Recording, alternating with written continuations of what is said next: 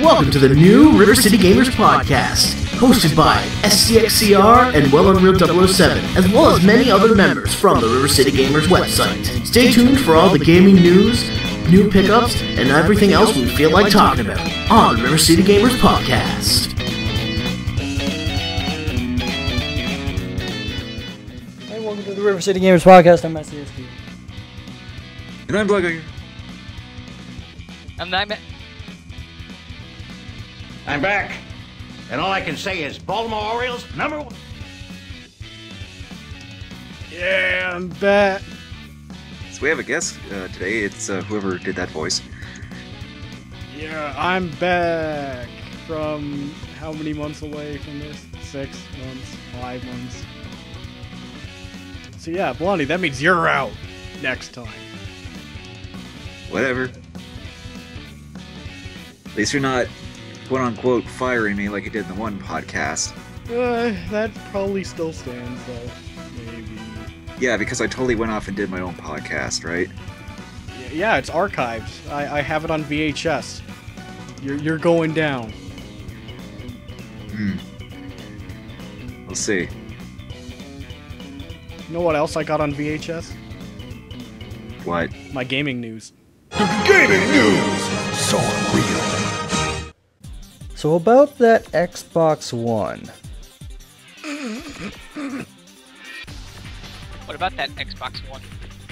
Specifically about that Killer Instinct tournament on Xbox One. How'd that go? Well, I don't know, because there was a tournament being held at Queens College in New York called the Defend the School Tournament. And in the middle of the preliminary qualifying matchups, and the Xbox One brings up this prompt saying, like, are you the owner of this? If there's no disc, make sure you're signed into Xbox Live. If you don't have the rights for playing this game, you need to buy it at the store. And it brings up this prompt while logging everyone out, and basically cause all the data from the tournament to that point to get lost. And people are starting to use this as a means of saying, oh shit, there is still DRM checks on the Xbox One. We listened, we removed everything. Cross your fingers behind your back. Yeah, fuck you, Microsoft. So, I assume this happened because Killer Instinct is a downloadable game. So, would that still be tied within the account and the internet connection? Apparently so. But even then, some Xbox One games, I'll list at least 2, NBA 2K14 and Dead Rising 3, patches came out to add in DRM. Oh. Fucking great. Well, if you don't have internet, you can't download the patches, so... The thing I should note, though, in regards to NBA 2K14, this DRM thing also got applied to the PlayStation 4 version. And as it stands, that game is the only PS4 game to do it. Yeah, it does beg the question of, like, they obviously had to pull off a huge PR move of saying, no, you can still do everything offline and all that, unless you download the patches and, you know, buy games online and stuff like that. You know, that part they didn't mention, but hey, there you go. Fooled you! Why am I not surprised? Because it's Microsoft. Well, I think the main concern here, especially for like people who want to do fighting game tournaments, is how are you going to handle account management?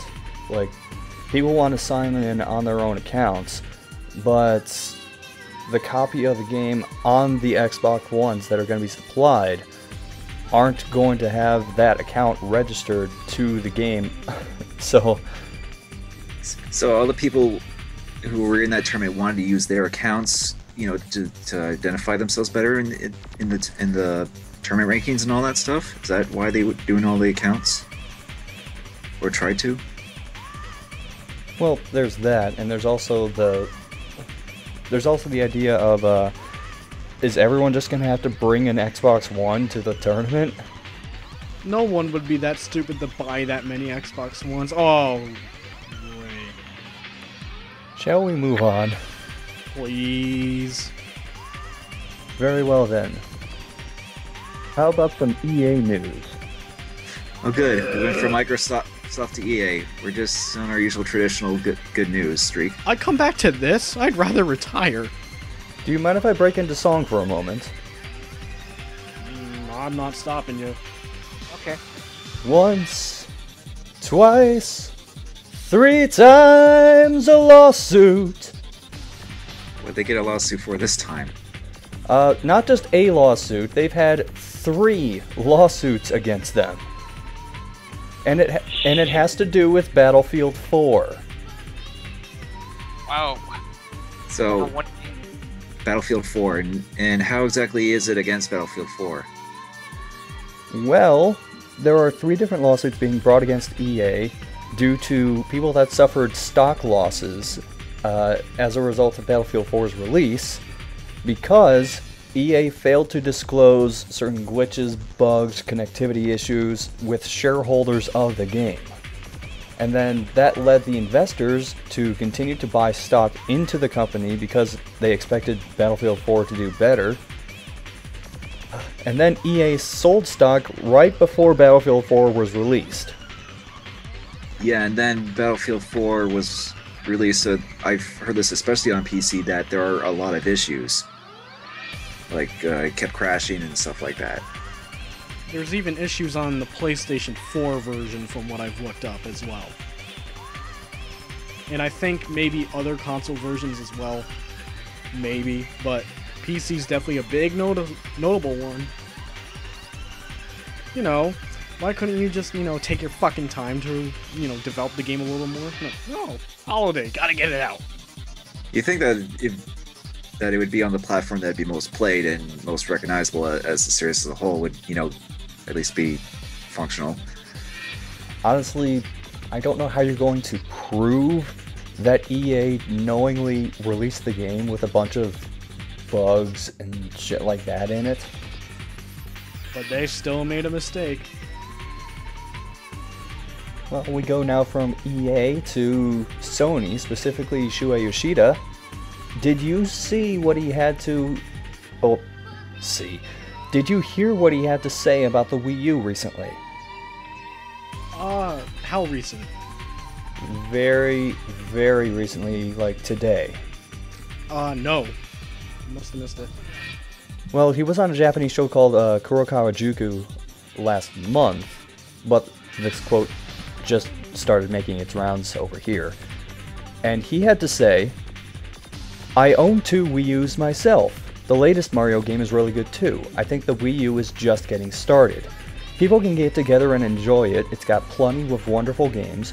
Nintendo helps raise and teaches the fun of games to people just starting out. I think that's a very important thing in this industry." I'm not surprised that he actually said that, because I think not too long ago he also mentioned that Nintendo is important to the industry. Well, it's good to see someone that is part of a different company to look at Nintendo and say that. Yeah. Yeah, fuck off, Michael Pachter. Kiss my fucking ass. It's actually pretty nice of him to say that. Considering that's his competition he's talking about. I'm a little bit curious as to why he has 2 Wii U's, though. Like, Maybe, what's he need a second one for? Maybe one for his family and one for himself. Actually, yeah, that would be a possibility. It's a possibility. Like, Or a backup in case the other one breaks. I mean, he has the money. I mean, why not? It's better than getting 2 Xbox Ones. You'd be just like, why would you do that? System Link Killer Instinct. Nope, gonna shut down mid-tournament. No thanks. And let's bring it back over to the Americas as... God damn it. Penny Arcade Expo. What about that Expo? Who got banned this time? No one got banned. Someone got singled out, maybe, but not banned, because next year at PAX, they're going to introduce something called Diversity Lounges. Okay, what is that even going to be? yeah, what's the purpose? Well, according to the documentation on it, it's somewhere that people can go and find out about diversity-related things happening in and around PAX. It's supposed to be a place to understand diversity in the game industry and be a quote-unquote safe place for attendees to meet up. So is it like an easier way to meet up with like other people associated in groups of things? I guess? Like of interests and stuff like that. Maybe. I'm not too sure myself. Well, you have to keep in mind the context of this too, because this is the same convention whose owners have made transphobic slurs about people. So this just seems more like they're trying to single them out. So it's basically Black Fountain of water instead of, that shit. Is it gonna be like that? Yeah, going back to the south? Well, colors. Like, yeah. It was like regular fountain, then colored. Colored, get the tiny colors. one. The super Yeah. tiny one. And like they're in separate schools or something. Hopefully it's not that bad, because, Yeah, I mean, it's... I think it's just a way to make things, I guess, more organized in a way. Well, we'll have to see it in action and see how it goes. Yeah, I'm kind of curious about this myself. Except none of us are going to PAX. None of us have really been to PAX, I don't think. Nope. No way in hell I can get down there, but I can't even get to MagFest. None of us have been to MagFest either. Exactly. we could probably see something like that on the internet anyway. I honestly am not sure what to make of that either way. But let's get out of America for now and go to France. Something Ubisoft related? Kind of, but not really. Aren't they Canadian-ish? There's a branch of Ubisoft in Canada, in Montreal, but it was originated in France. Yeah, you could tell by their accents. Easily. Well, yeah, French. Or French So- Canada. But what's this news article? Well, it has to do with a study that they did recently about French game development jobs. And apparently, over the past 5 years, France has lost almost 50% of them. Wow, really? Yeah, they've been going to Canada and the United States because it's cheaper to produce there and there's tax incentives for them. So, Well, France is enacting a bunch of laws to give tax credits for extended periods, and they're also abolishing a certain requirement that says game development projects have to be over 10 million euros to get tax extensions. So, does this mean developing games in New Zealand is super cheap? well, it's not really surprising considering how... Well, the only French studio I can really think of, or at least company, is Ubisoft, really. And they've branched out. Obviously, they have studios in like Montreal and I think in the US now too. So what you said earlier about how it's cheaper over here to make games isn't really surprising that Ubisoft would do that, to outsource their games over here. But I guess now the country's making it so it's like trying to make it more focused on the actual game development here. But like I said, the only big one really is Ubisoft. And they could probably easily get tax exempt because they usually make some pretty big titles like the Assassin's Creed games and whatnot.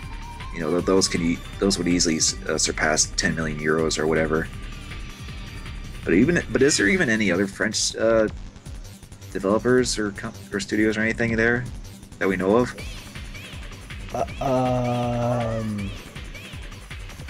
Hard to say off the top of my head.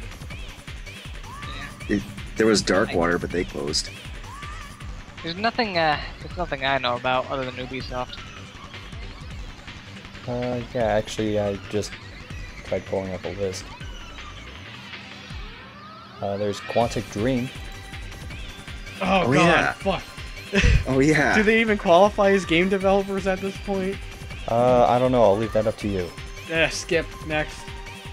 But yeah, that's another company that would easily get the tax exempt because they have huge budgets with their games usually, because there's a lot of like voice acting, motion capture, and all that. See, I'm on Wikipedia, and I think there was a company called Gameloft. Isn't that like a mobile phone thing? Mostly, I think they also did the Earthworm Jim HD version. Yeah, according to the Wikipedia, they've done stuff on the 3DS and the DS. Actually, this does beg the question of, would this affect any indie developers in France because of this new law saying that, these games have to be at least 10 million euros or whatever to get tax exempt? Would that make it any harder for them to get their games out? Well, in theory, it should be easier because they don't have... Well, because they're going to be indie titles, they're not going to have the massive budgets, so they wouldn't come anywhere near making that 10 million mark. So it should be easier for them. Yeah, true.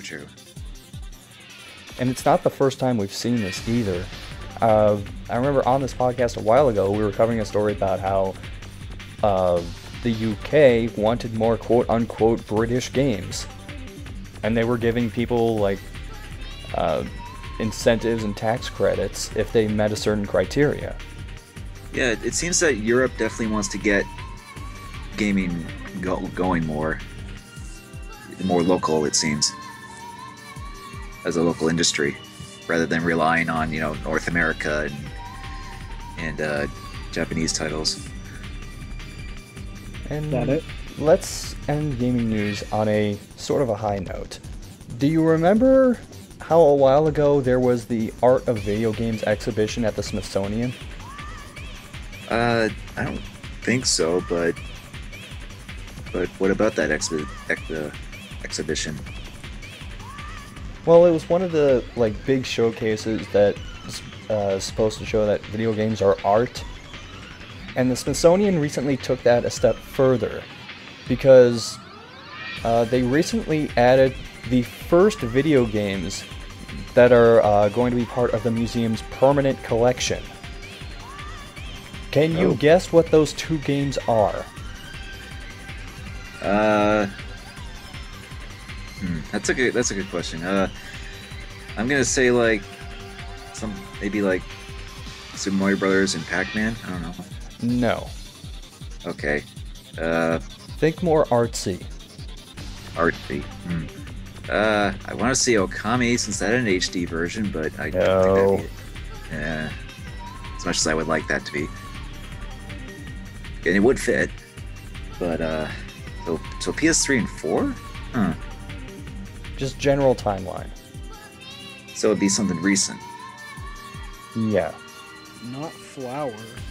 It is Flower. Wow. I was kind of thinking that game in my mind. Actually, yeah. And Journey? No, the other one is quite different.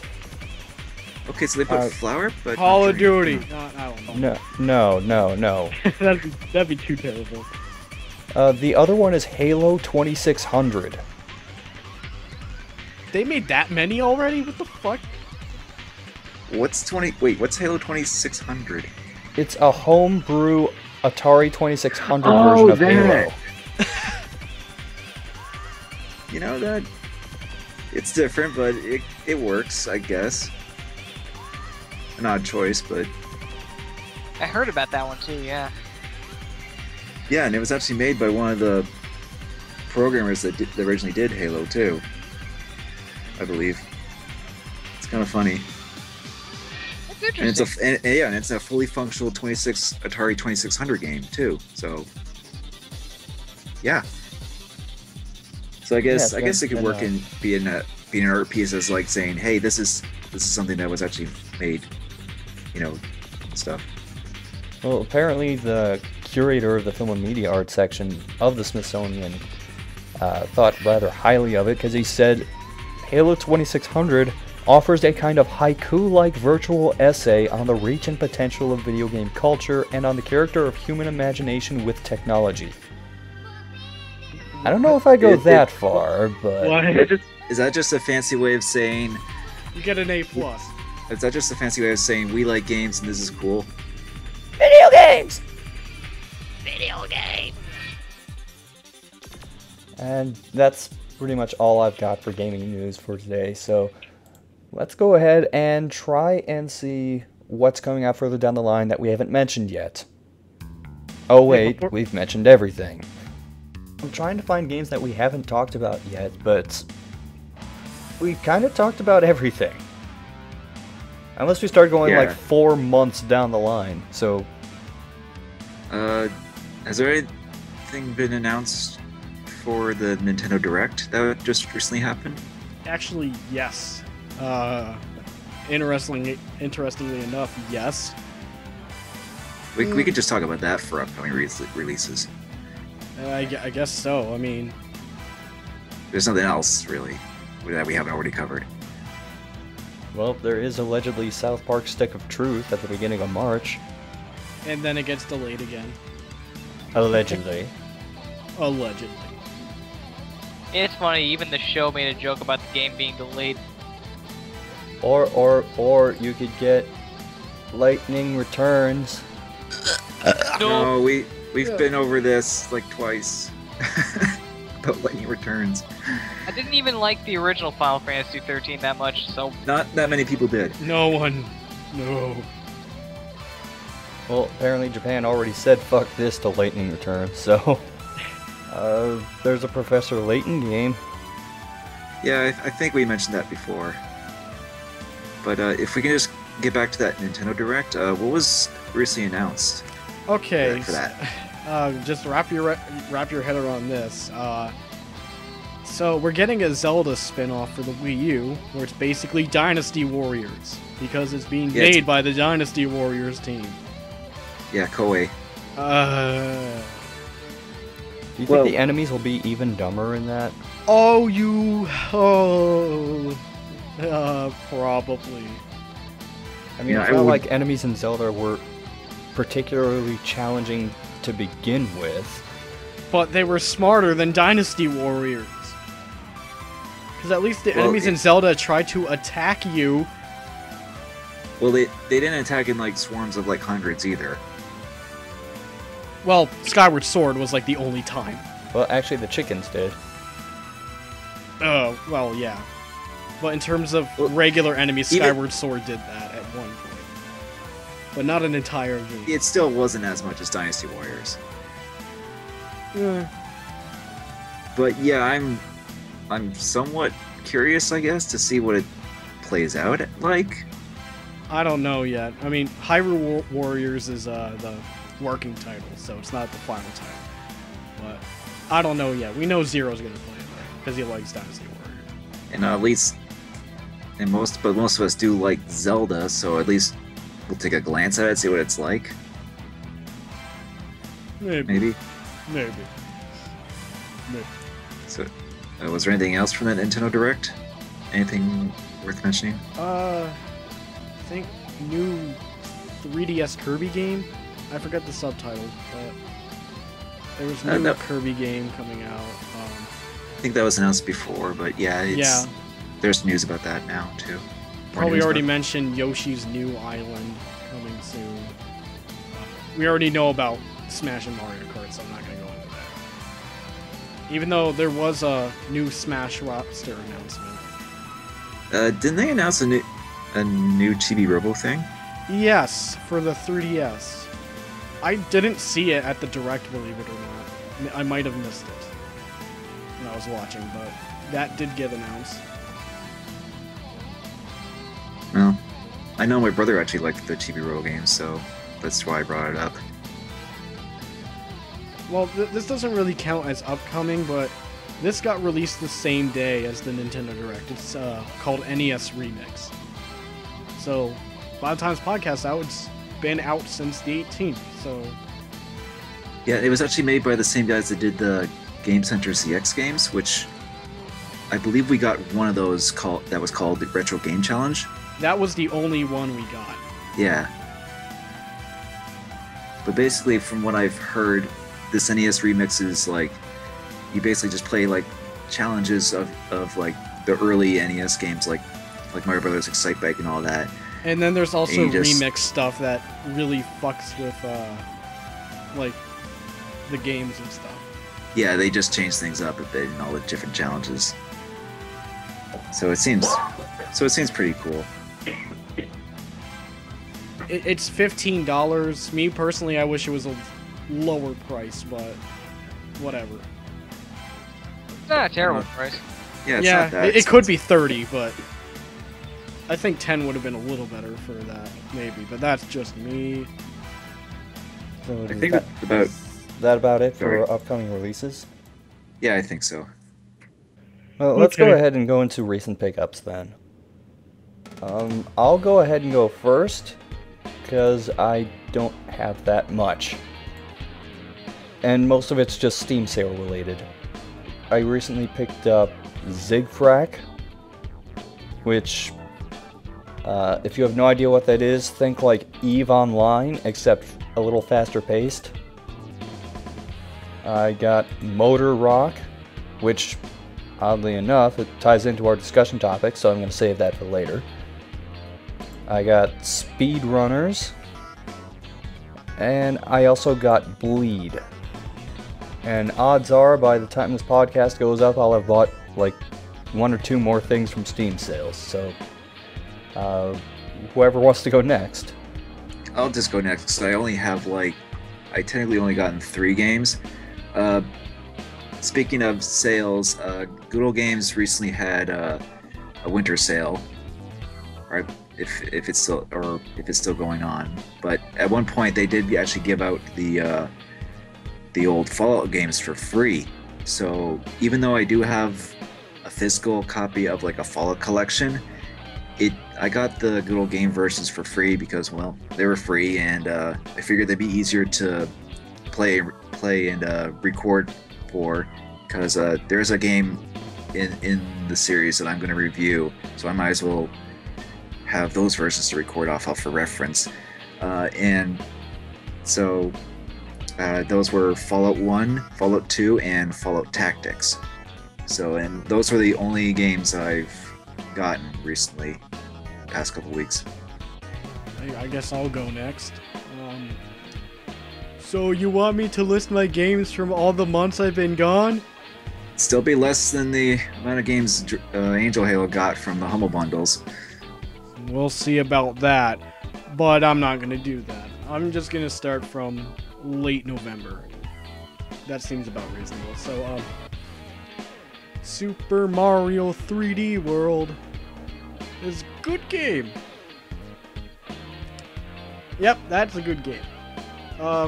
I also picked up, I'm just trying to remember, got a couple of games at my pawn shop. Resident Evil 2 for the PlayStation. I also got Call of Duty Modern Warfare 3 there. It was cheap, so I picked it up. More recently, I picked up the orange box for the Xbox. I also got BioShock 2 and Left 4 Dead 2 for the Xbox. And probably the most interesting find so far, Resident Evil 4 preview disc for the GameCube. Yeah, that was the demo that came out before Resident Evil 4 came out. Yeah, and it's quite different from the Resident Evil 4 that came out. So far, I only got one thing in the Steam sale, and that was Counter-Strike Go. It was like $3.74, really cheap, so I picked that up. I did get one other game, Call of Duty Black Ops, but it doesn't work, so I'm gonna have to return it and get a replacement. Off of the top of my head, I think that's generally it in terms of games. Oh, there is one more. Dead Space 3.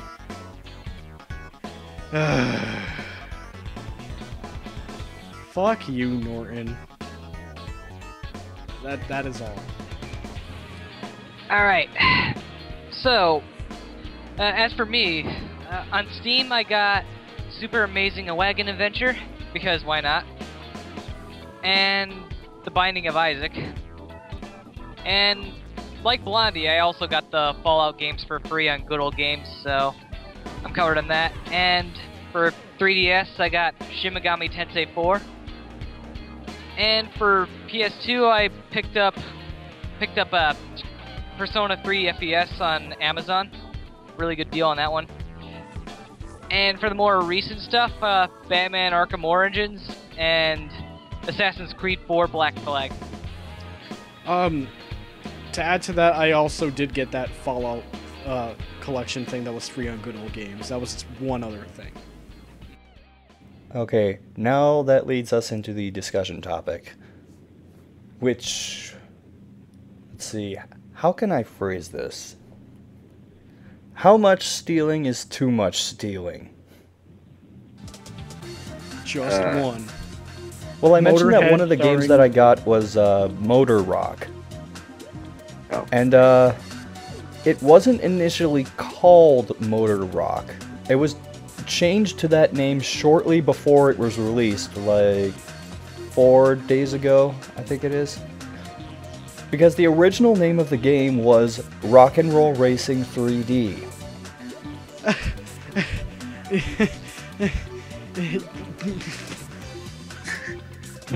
And let me guess, it Unreal wasn't an Dawn. official. Nah, I'm here. I'll be gone soon. So let me guess, this wasn't an official sequel of Rock and Roll Racing. Not Or anything really, like that. no. This was from a group in Russia called Yard Team. And they don't necessarily have permission to do this. And oddly enough, if you looked at the FAQ for their site, which isn't up right now, I tried following a link to it and it just got a blank white page with the word reconstruction at the top of it. To address the issue of did they contact the original creators to get permission to do this, they just said, we haven't heard any complaints from Blizzard or anything. Yeah, I was gonna say, doesn't Blizzard did the Rock and Roll Racing game, so they would own it, I guess? Yeah, I'm pretty sure that's who owns it, but when you actually play the game, they have a bunch of the characters that were still in the original Rock and Roll Racing. They updated the character portraits slightly, but they still have like the same names and everything, and they look almost exactly alike too. And not only that, they also got the announcer from the original Rock and Roll Racing game. And when I say they got the original announcer, I don't mean they had the same guy record new lines. I mean that they took the Genesis version of the game and directly ripped his voice. Are they in another time zone? Someone's in another time zone.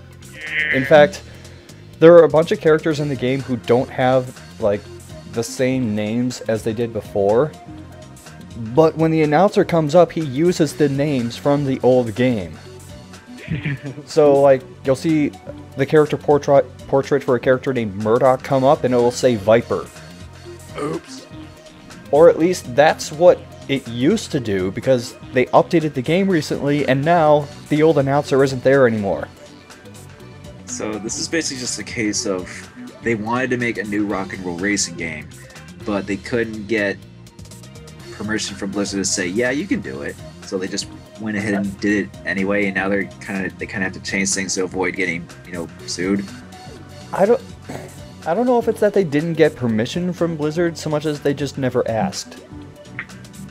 Yeah, that's a good question of even if they did ask to begin with. And it's not just like the game itself either, because you remember what the soundtrack for Rock and Roll Racing was, right? I haven't played it myself, but I can get a general idea. I don't mean like specific songs, just like the types of songs. Yeah. It's basically all just covers of licensed music.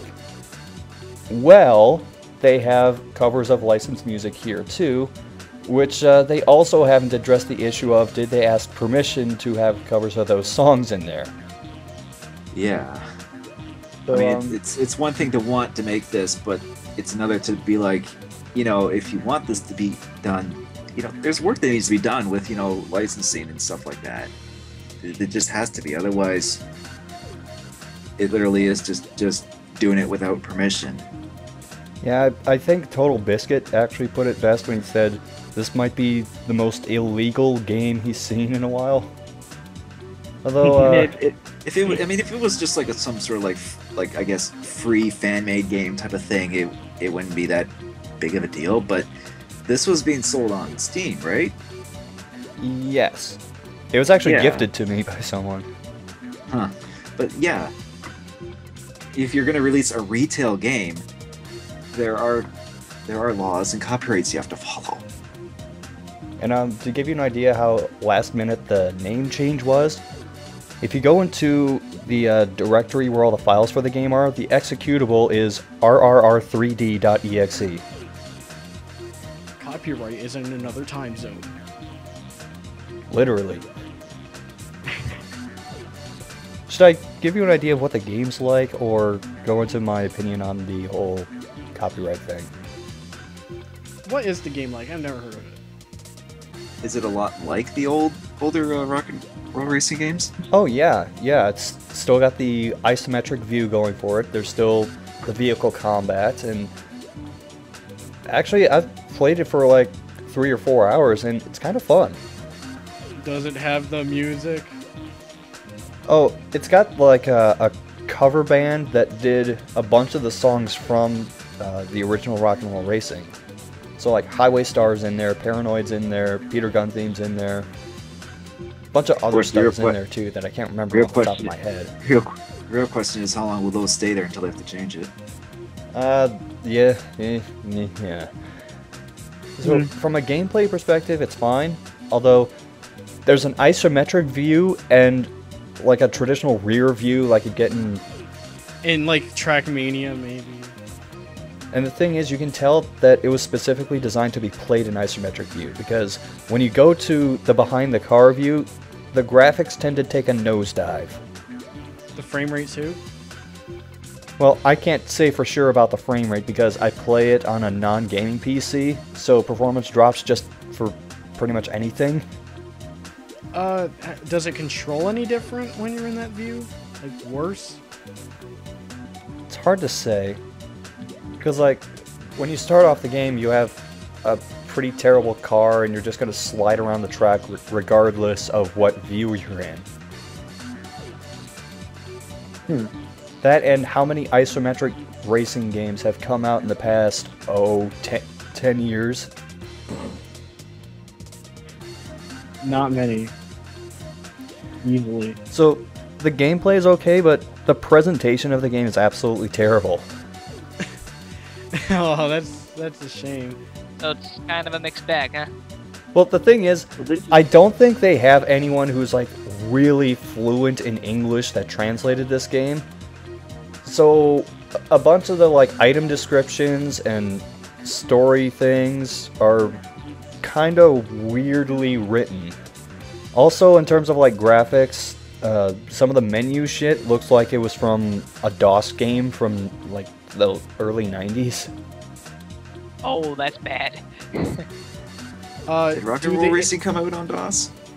Also, no, I don't think so. Also, the character Snake, his name is apparently spelled S-N-E-I-K now. So it's Snicky?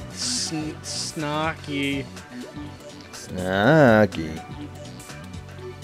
Question. Do the AI drive like real people? Define real people. Like the Forza demonstration where they just immediately crash into other cars. Oh yeah, the cars pile up into corners all the time. But that's mostly because everyone's trying to kill each other. Well, at least that one's more understandable then. Because, like, when you run out of weapon ammo in the game, the one way you can damage people is to sideswipe them into the barriers. And the AI does that constantly. But, you know, I'm kind of getting sidetracked by this. A lot of people are actually defending the game on the basis that, one, you can't copyright gameplay. Yeah, I mean, look at the entire industry right fucking now. And two... Or in general, throughout all time. Yeah, and two, a bunch of people consider rock and roll racing in general to be abandonware. So SNES is abandonware? Oh yeah, Lost Vikings is abandonware too. Like any of the old games Blizzard did before, World of Warcraft. Whatever happened to Lost Warcraft, Viking, actually? I think the characters are still cameoed in some of the later games. Like in the Warcraft universe, maybe. I just have the first Lost Vikings on the Genesis, so... Oh, there's also this one Super Nintendo game that reminds me. There was this one Super Nintendo game, or at least a Super Nintendo version of a game called, I think it's called Hearthrone? Yeah, I think I've seen gameplay. Yeah, it's basically like a side-scroller type of adventure shooter, and they actually, I think Blizzard actually released the PC version of that for free at one point. It's kind of like with Elder Scrolls 1 and 2, where Bethesda was like, these are really old games. They're pretty much free now. But I don't know if they can necessarily say that with something like, Rock and Roll Racing or Lost Vikings or any of their other old IPs, or at least if they're not even, to be that old to count, if that makes any sense, or to be considered abandonware since they still own it. I'm honestly really not sure how to feel about this game. It's like, it's rock and roll racing, but yeah, I have rock and roll racing. Well, not me, but in general, you have rock and roll racing. I know that. Well, on top of the stuff I mentioned before, there's a few bugs in the game. After they did the patch where they took out the announcer, I just played with the regular English announcer, which I hate calling him English announcer because it's clearly some guy who does not speak English as a first language. And he has a really heavy accent, which I can't tell if it's Russian or French because of the echo effect that they have on the announcer. The thing is, he'll say the wrong things at the wrong time. Like, there was one race I was ahead by like 5 seconds, and then it says that a completely different racer just got into first place. And going back to the accent thing, sometimes I just couldn't understand what the hell he was saying. Like, at one point it sounded like he said, "Viper shot a Bud Light." They might as well reference Bud Light if they're just gonna, put it in stuff without permission. Yeah, also, there were times where I was racing. There were times that I was in a race, and all of a sudden, like on the last lap, as I'm approaching the finish line, my cart just stops like 20 feet from it and says, "Oh, you crossed the finish line." You are winner. It does that sometimes with the AI too. Damn. Oh, and there was one track on the first planet where there's like a ramp going up and then you go across a bridge. The bridge and the ramp weren't connected properly. So I just like ran into the edge of where I would start driving on the bridge and stopped. It seems that they had the heart put into it, but they obviously weren't that good of a development studio to make something like this. I mean, their heart was in the right place, but especially with that iffy premise of making the game in the first place and releasing it as a retail game, or at least on Steam. I have a feeling Blizzard might have something to say about this in the near future. Maybe. We'll see. At least they tried. Yeah, and I'm actually glad they tried too. Because we haven't seen a game like this in ages. Yeah, precisely. Yeah. I mean, like, way back in the 90s, I actually used to play a lot of games like Rock'n'Roll Racing. Like, in particular, other than Rock'n'Roll Racing, there was one other game I played called, I think it was Death Rally. It's like Rock and Roll Racing, except it's focused more on like the vehicle and upgrade system, and it's top down instead of isometric. I think I played that. That was in the arcades, right? I don't know if it was. I just played a home PC version. Oh, okay. Oh, and I can't be for certain about this, but it may just be like from a generic sound library, but I swear I heard sounds from Twisted Metal in the game. Add to the list. I wouldn't mind that though, because I grew up on Twisted Metal. Now that we sidetracked into Twisted Metal, I think that's a pretty good sign that we should wrap up discussion on this. Yeah. yeah, definitely an interesting game that's been released. It's probably illegal. It's a game. I hope your team has good lawyers. Actually, if you like pirate the game, would that like cancel it out? Well, who wants to test it? Don't look at me, I don't pirate games. Yeah, I'm against pirating. You wouldn't download a car. Fuck you, yes I would. No, you wouldn't. You own a car. I'll download another one. Then I have to. Why? What are you gonna do with it? Throw it at people? Like, you can't throw a car unless you're like the Incredible Hulk or something. Yeah. Just get like one of those 3D printer cars. Just make a just print a car out of paper. Well, no, like the 3D printers use this other material that... You know what, never mind. Yeah, we're just going all sorts of different directions. Let's just go into viewer questions. And that was viewer questions. Wow. Yeah, Good. We didn't get any viewer questions this week, not even from Hakugo. A new record of... That's a new record of short segment. I'm pretty sure there were podcasts where we didn't get questions before, actually. At least back in the early days.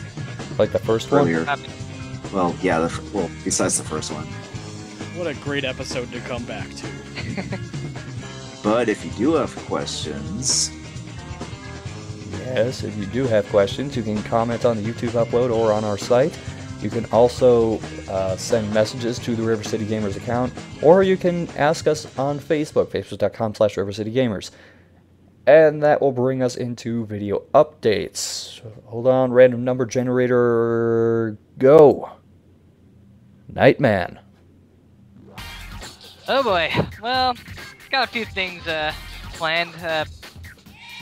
Well, another Toku Vision is gonna probably be in the works pretty soon. Not gonna know when I'm gonna be able to do it.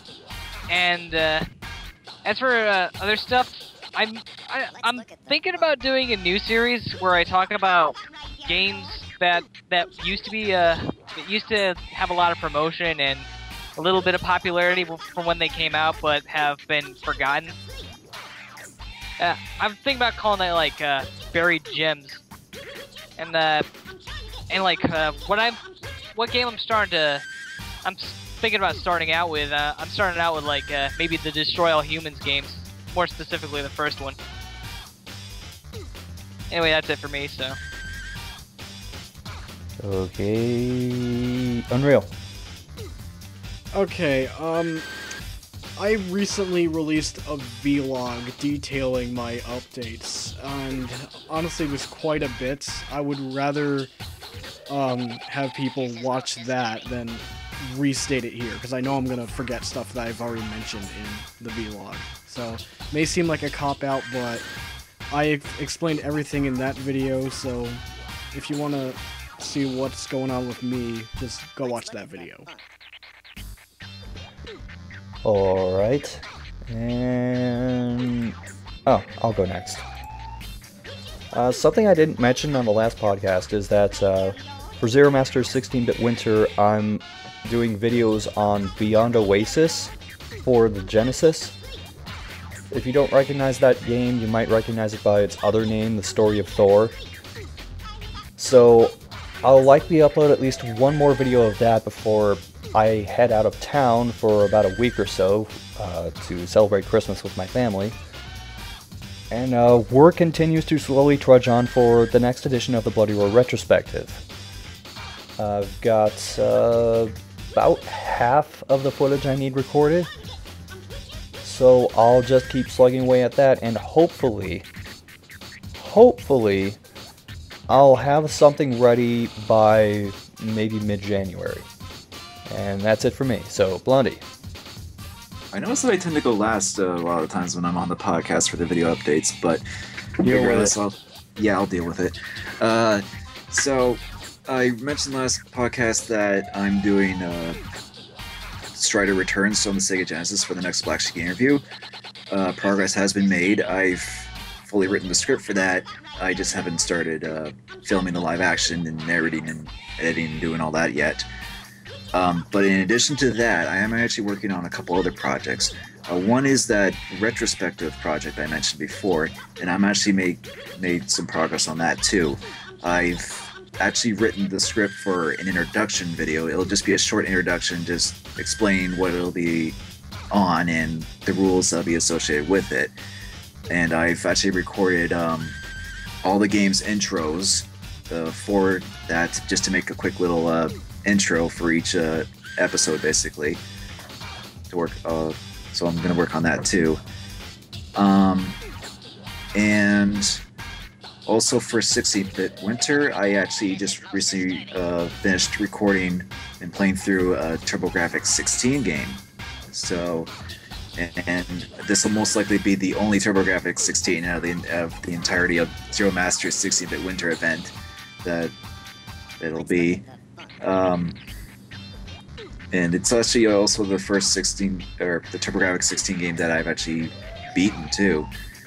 So you can look forward to that as well. I know this is it's because it's the holidays and we're all kind of busy around this time of the year anyway, but I'm hopefully gonna get at least 2 of those 3 things out before the New Year's, and if not, they'll be out sometime, and they'll all be eventually out within the month or so. Those 3 videos I mentioned anyway. And that's everything for me. Alright, and before we wrap up the podcast, there is one thing that I wanted to announce, because based on the timing, I'm not sure where exactly this would fall in relation to it, but there's going to be a marathon coming up put on by SpeedDemosArchive.com and SpeedRunsLive.com. Awesome Games Done Quick 2014 from January 5th, that's a Sunday, to January 11th, a Saturday. And they will be raising money for charity. I believe it's the Prevent Cancer Foundation. Correct me if I'm wrong. That's usually what they do. Yeah, and for those of you who don't know what it is, it's a non-stop marathon in which they speed run a bunch of different games. And they do this to raise money for charity. I believe last time they did this, for Awesome Games at least, they do a couple marathons. They raised over $400,000. There's not just the incentive of donating for charity, they also have a bunch of prizes they give away during certain game blocks. Just examples of some of the games that they'll be doing for it. They have Pikmin 3, Beautiful Joe, Banjo-Kazooie, Hotline Miami. They actually added a new segment, like a new block of titles called the What the Fuck Japan series. Well, that should be fun. Let's see, they're also doing some Mega Man games, Duke Nukem 3D, Resident Evil 4, Halo 2, a bunch of Mario games, Zelda games. Oh god, they're doing F-Zero GX again. And as usual, they will be doing the awful Games Done Quick segment, which is one of my favorite parts of the marathon. Always. Actually, let me see what specifically they're doing for that. Please, Time Cop again. Zoo Race. What? Glover. Glover. Oh. Glover, that's... who knows? Attack of the Killer Tomatoes. Is that the NES game? I think so. I never heard of that. That one sounds be familiar. glad. Yeah. I'm gonna look it up after this and I probably... remember the cartoon show. It was a weird thing back then. And this is one Unreal and I can really identify with. Spider-Man and X-Men Arcade's Revenge. The worst game with the best soundtrack. Fucking LJN. But be sure to check that out. They will be airing it on marathon.speeddemosarchive.com and also on just their Twitch TV channel, which I believe is Speed Demos Archive SDA. Don't take my word on that. But anyway, I think it's time we should wrap up this podcast. I'm SCXCR. I'm Blondeguygamer. I'm Nightman. And I'm back. Hi, back. And he's back, y'all. And he's back, y'all. And he's Put back, your hands y'all. up. And he's Put back, your y'all. hands up. And he's back, Put your y'all. hands up. Oh, and by the Put way, your happy hands up. holidays Back, and happy y'all. New Year. Happy holidays. Yeah. Put your hands up. Put your hands up. See you later. Merry Christmas, Happy Holidays, Happy Hanukkah, Happy Happy shut the Kwanzaa, fuck Happy up. Snowflake Day, Happy whatever the fuck it is you celebrate. And if you don't celebrate any of those, then happy shut the fuck up. And if you don't celebrate anything on that day, then Happy Wednesday. But for me, it was Tuesday. Christmas, yeah, Christmas, yeah, Christmas,